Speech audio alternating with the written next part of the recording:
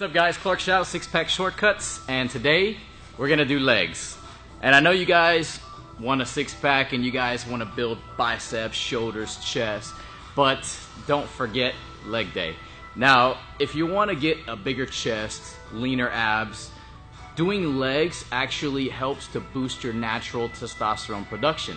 It's the largest muscle group in your body, and when you work your legs, you're actually going to burn a lot more calories, meaning you're going to incinerate a lot more fat.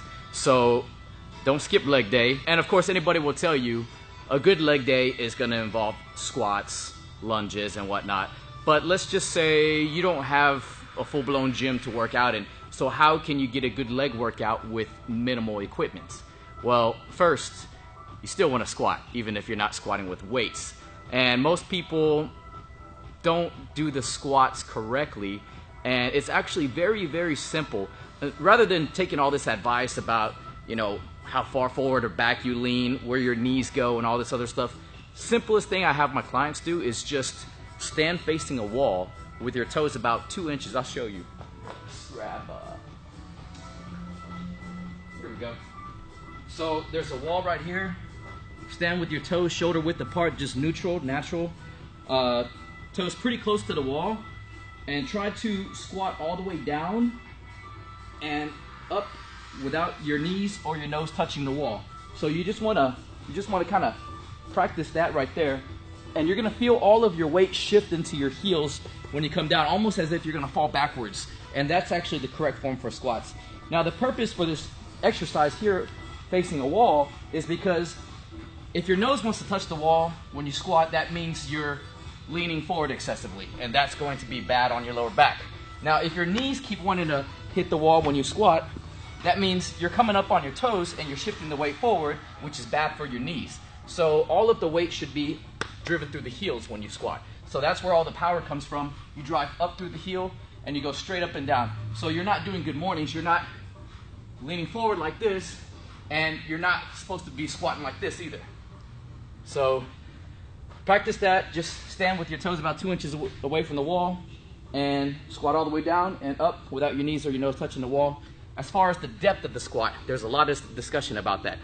How low should you go? Should you go ass to the grass, meaning all the way down, or should you just go 90 degrees? Well, that all depends on the person and what you're trying to do. If you have, say, bad knees, bad back or something, then you're going to limit your range of motion, so you may not want to go that deep. But assuming that you're healthy and you don't have any issues with your joints or your back or your knees or anything like that, I highly recommend going through a full range of motion, because that's going to be more effective. Obviously, if you're maxing out or something like that, then you probably want to stay on the safe side and not go ass to the grass on a maxing out squat. But for your regular sets, you should go all the way down. It's going to be more effective. Unless, of course, you feel your knees or your back or something is wrong. So squats, if you don't have equipment, just do that exercise right there. Come down as low as you can, all the way down and all the way up. And just try to get, say about, depending on your body weight and your physical condition, say maybe 20 to 30. And that should really get you a good burn on your quads.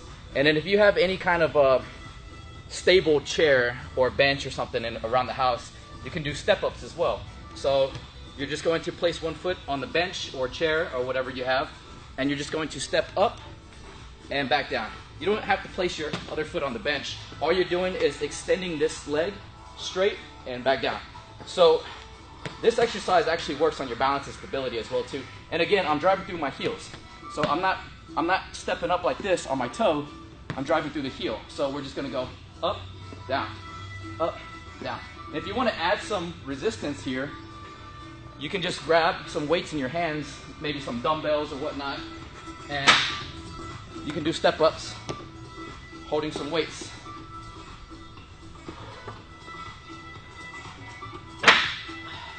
One word of advice on the step-ups is, on your descent, you want to cushion that land, because it's typically not the leg that you're working where you hurt the knee on these. It's when people come and they plop down really hard, that impact is bad on your knee. So you want to try to come down kind of smoothly. So work on the negative portion of the rep. So that's another thing you can do. And of course, lunges. You can do lunges anywhere. When you lunge, you want to take a pretty big stride. You're going to strike the ground with your heel, and you're going to drive up through that heel. So a proper lunge strikes the ground with the heel, and you're driving up through that heel. So you're not coming up on this toe like this. So when you lunge, drive up through that heel, come down, drive up through that heel. And you can pause between your reps, or you can go right into the next one. I personally don't like to stop and do lunges like this.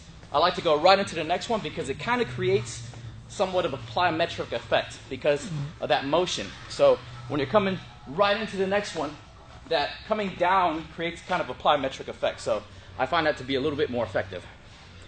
So you got squats, step-ups, lunges, and those will hit your quads and glutes. And as far as your hamstrings go, minimal equipment, just lie flat on the ground. Show you guys something you can do that'll really hit your hammies.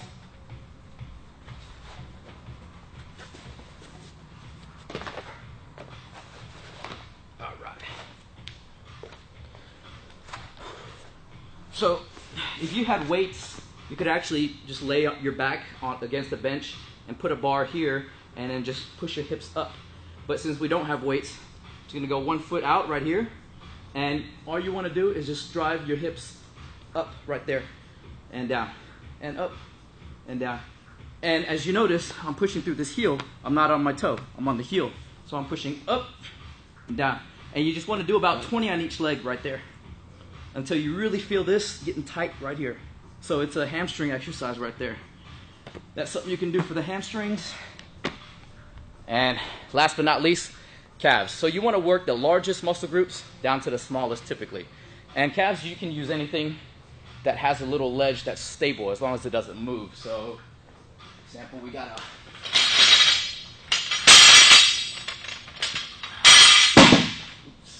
a plate right here. And just gonna step up with your heel off of the plate and go up and down, up, down. Now when you do the calf raises, you don't wanna stop about halfway right here, okay? You wanna come all the way down and get a full stretch on the calf muscle and then all the way up. So all the way down, get a full stretch and all the way up. So this right here is incorrect, okay? All the way down, all the way up. Work through an entire full range of motion. Now, when you burn out and you can no longer get up a full rep, then you can do some burnout reps right there. But that's not until you've completely failed doing the full range of motion. And each exercise, you want to do about 4 sets. So 4 sets of squats until failure, 4 sets of step-ups until failure. Like I said, you can pick up some weights too. Not to mention, for guys that have issues with their knees, step-ups is one of the alternatives that I have a lot of my clients do because it actually does not put as much pressure as, say, squats or lunges does for the knee. Let's just say you want to add a lot of resistance, but you don't have a squat rack. Here's one thing you can do with just your body weight. Sit on a bench or chair and just do single leg squats. So I'm just going to come up and down, and up and down. So basically, rather than having all of my body weight divided into both legs here, I'm doubling the weight on one leg because I'm only coming up with one leg. So that's a way to add resistance without using any weights. So I do that too. So 4 sets of squats, 4 sets of step-ups, lunges. You can replace any one of those with single leg squats as well, and that'll be good for your hamstrings, for your quads and glutes. For your hamstrings, you'll just do the lying hip thrusts and standing calf raises on the ledge. Again, guys, don't skip leg day. It's very important. It's a largest muscle group in your body. It'll burn a lot of calories. It'll get you leaner faster, and it'll boost your natural testosterone production, which you want. So there you have it, guys. Clark Shao. For more tips and advice, check out sixpackshortcuts.com. We'll see you guys next time.